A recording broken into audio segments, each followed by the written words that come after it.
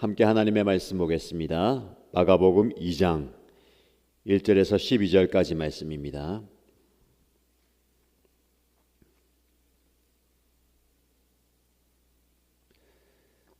마가복음 2장 1절에서 12절까지 말씀을 함께 읽겠습니다. 며칠이 지나서 예수께서 다시 가버나움으로 들어가셨다.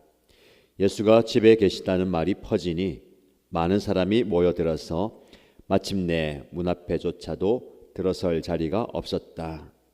예수께서 그들에게 말씀을 전하셨다. 그때에 한 중풍병 환자를 4사람이 데리고 왔다. 무리 때문에 예수께로 데리고 갈 수 없어서 예수가 계신 곳 위에 지붕을 걷어내고 구멍을 뚫어서 중풍병 환자가 누워있는 자리를 달아내렸다.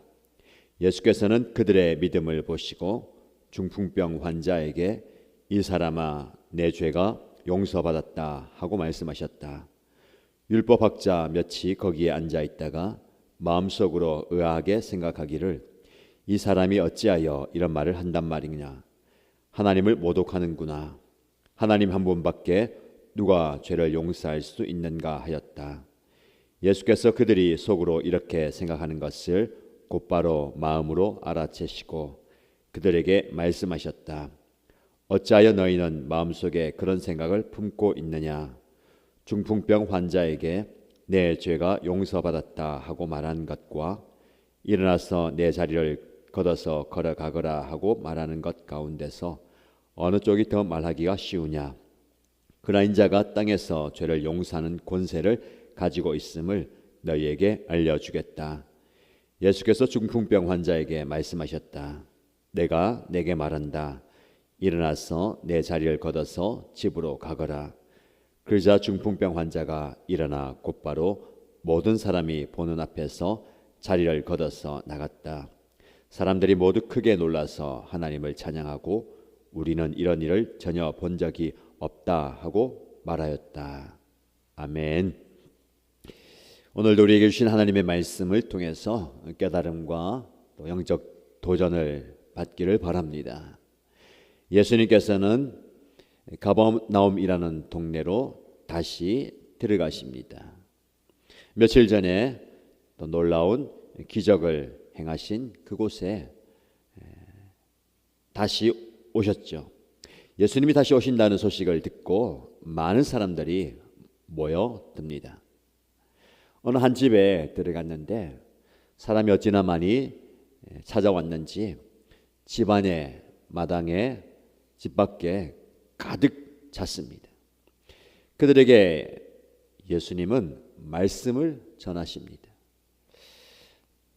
제각기 다른 기대와 요구를 가지고 찾아왔을 겁니다.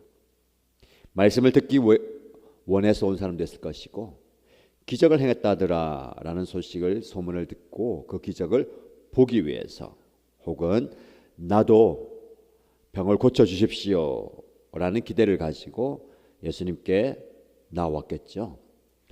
그 모든 사람들 각자 다른 기대를 가지고 온 사람들에게 예수님은 말씀을 전하십니다.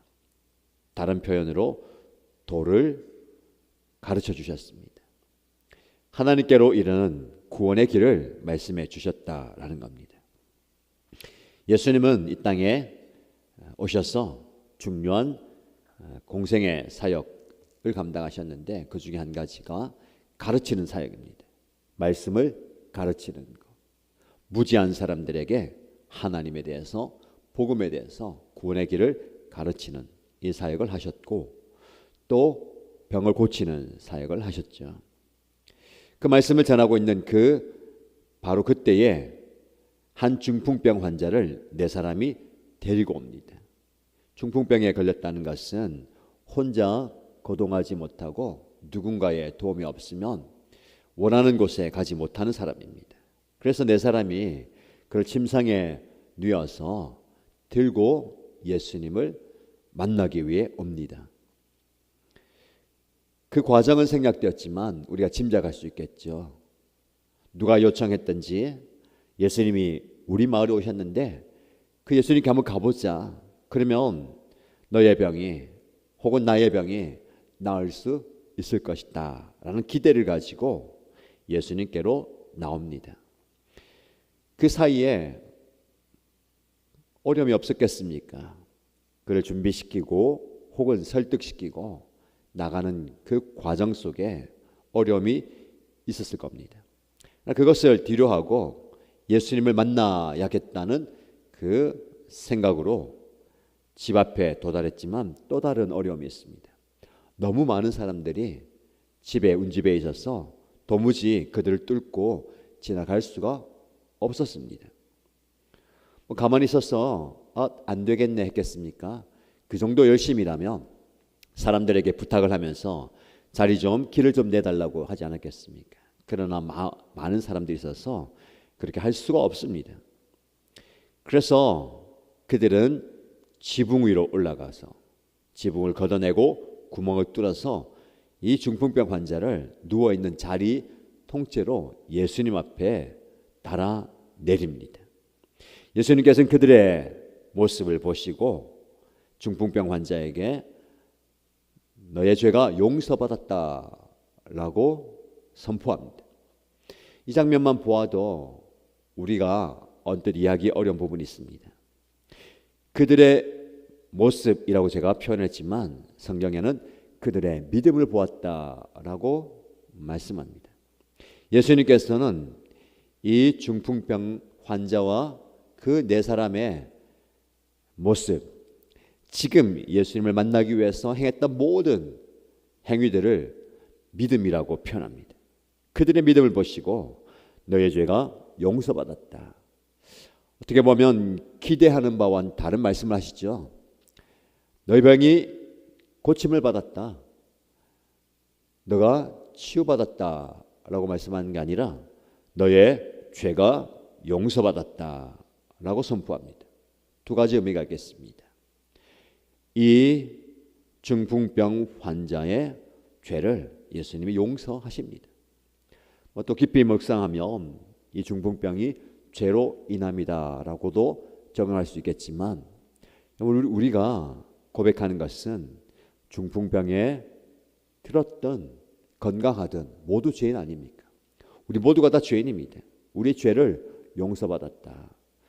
그래서 예수님은 죄를 용서하시는 권위와 권세가 있는 분이라는 겁니다. 그 이야기를 듣고 율법학자들이 마음속으로 도대체 이 사람이 누구기에 하나님만 하시는 죄 용서를 말한단 말인가? 신성모독 아닌가라고 생각합니다. 그 마음속에 가진 생각을 예수님이 아시고 그들을 향해서 이 중풍병 환자에게 너의 죄가 용서받았다라고 말하는 것과 일어나서 내 자리를 걷어서 걸어가라라고는 말하는 것 둘 중에 어느 것이 쉽겠느냐? 여러분 한번 생각해 보시죠. 중풍병 환자가 누워 있습니다. 일어나서 너 자리를 걷고 나가라. 그렇게 말한다는 것은 그가 반드시 일어나서 그 자리를 걷고 나가야 됩니다. 즉 기적이 일어나야 되는 거죠. 그러나 내 죄가 용서받았다라고 하는 것은 눈으로 확인할 수가 없습니다. 어느 것이 쉬우냐? 속으로 생각했죠. 죄 용서받았다라고 말하는 것이 쉬울 것이다. 그러니까 여러분 이 두 가지가 인간의 측면에서는 쉬운 게 아닙니다. 누가 말 한마디로 중풍병 환자가 일어나서 자기가 누웠던 그 침상을 들고 걸어가게 만들 수 있겠습니까? 또 누가 너의 죄를 용서한다, 용서받았다라고 용서를 선언할 수가 있겠습니까? 사람은 그렇게 할 수가 없습니다. 그러나 예수님은 하나님의 아들로서 그런 권세와 권위와 능력을 가진 분이다라는 겁니다. 그런데 예수님께서 다시 말씀하십니다.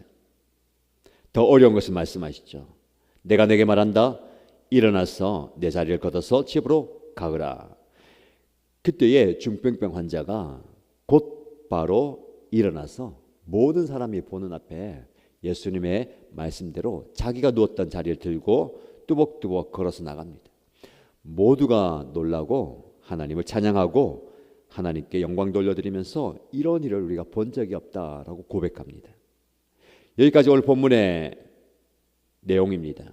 우리가 조금 깊이 묵상할 것은 예수님이 그들의 믿음을 보셨다라는 겁니다.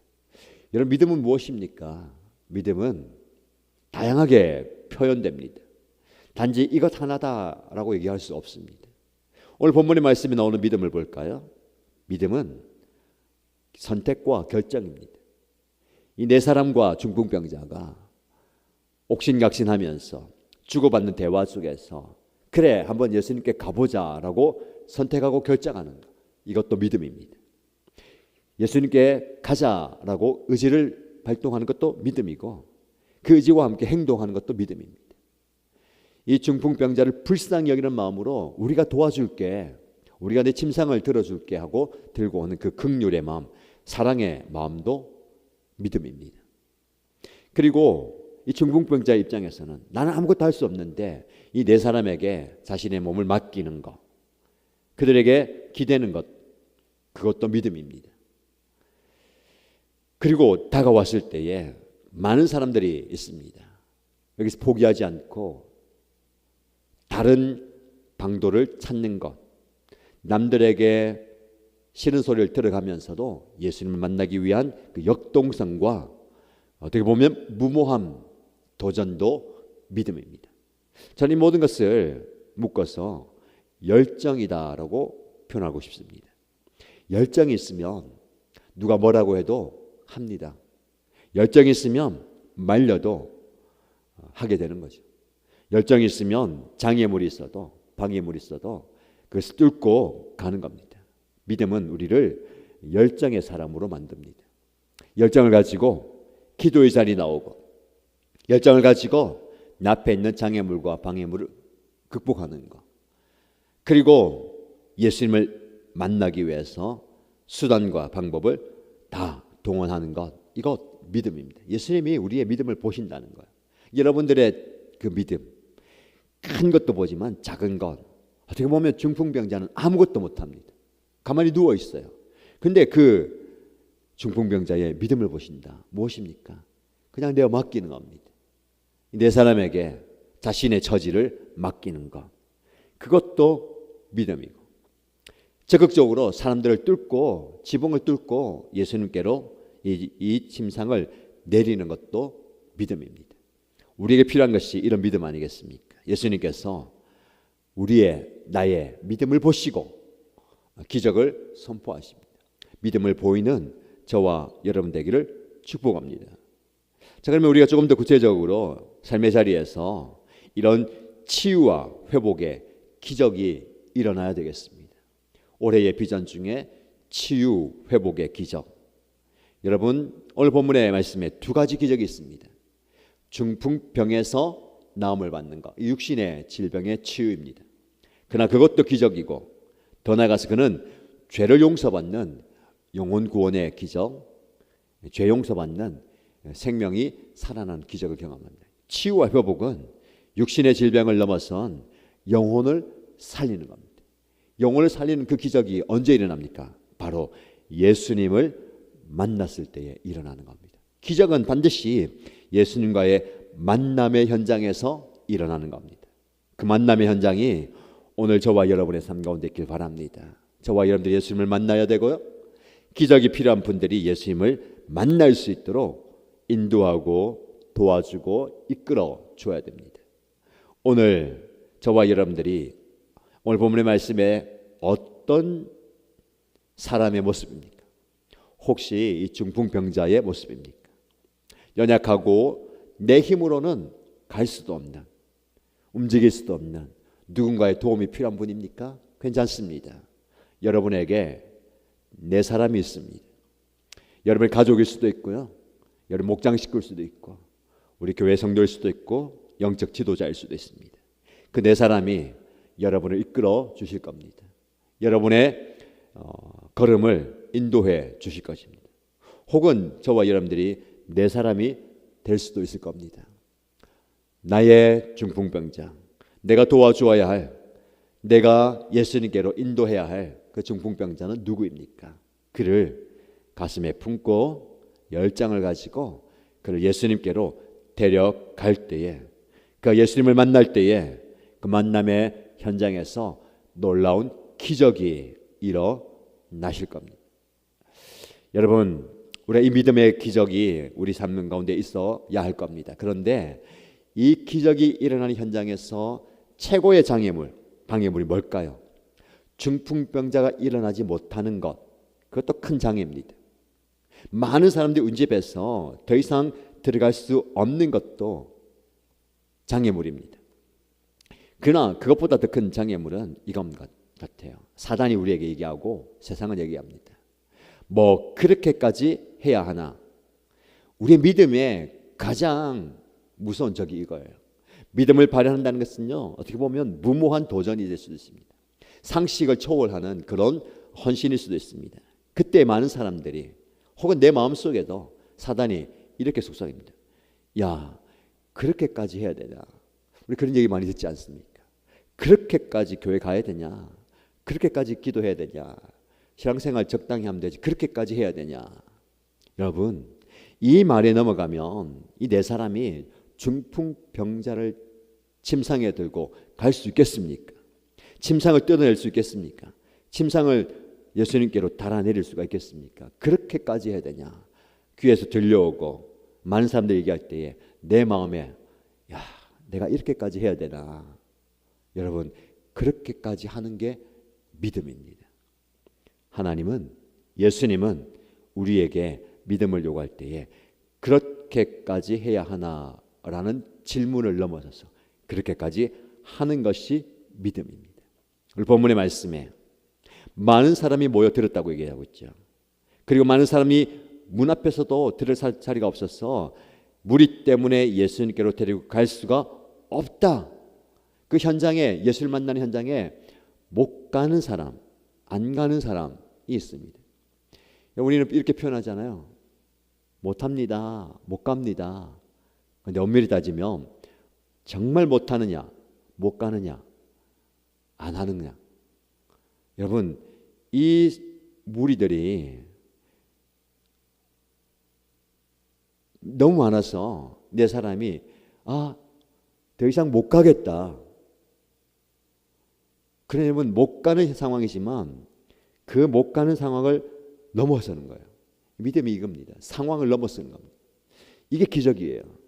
못 간다, 못 한다를 넘어서는 믿음 되시기 바랍니다. 못 하는 게 없습니다. 안 하는 거죠. 하나님께서 믿음을 주시면 길이 보입니다. 믿음을 주시면 길이 보여요. 우리에게 필요한 게 이런 믿음 아니겠습니까? 길이 없어서 못 가겠다.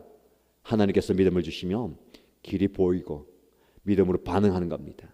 여러분, 절박한 상황 가운데 있습니까? 절박할수록 이 예수님을 만나야 됩니다.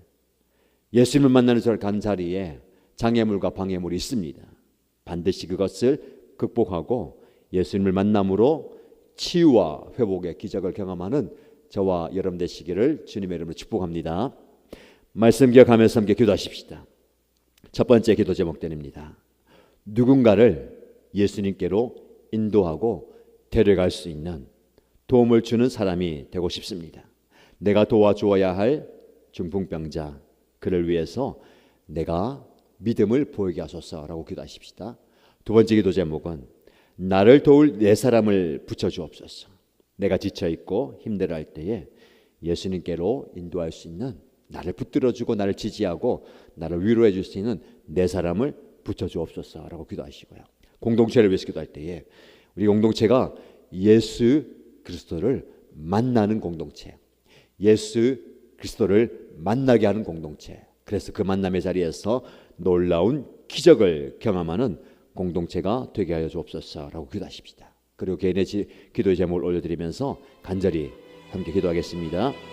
하나님 아버지, 중풍병자가 누군가의 도움으로, 누군가의 인도함으로, 누군가의 헌신으로, 누군가의 희생으로 예수님을 만납니다. 아버지 하나님, 또한 누군가를 예수님께로 인도할 수 있는, 누군가를 예수님을 만나게 하는 그런 삶 되고 싶습니다. 나에게 붙여준 한 사람, 내 주변에 있는 한 사람, 나의 가족 이 한 사람을 예수님께로 인도해서 그가 예수님을 만남으로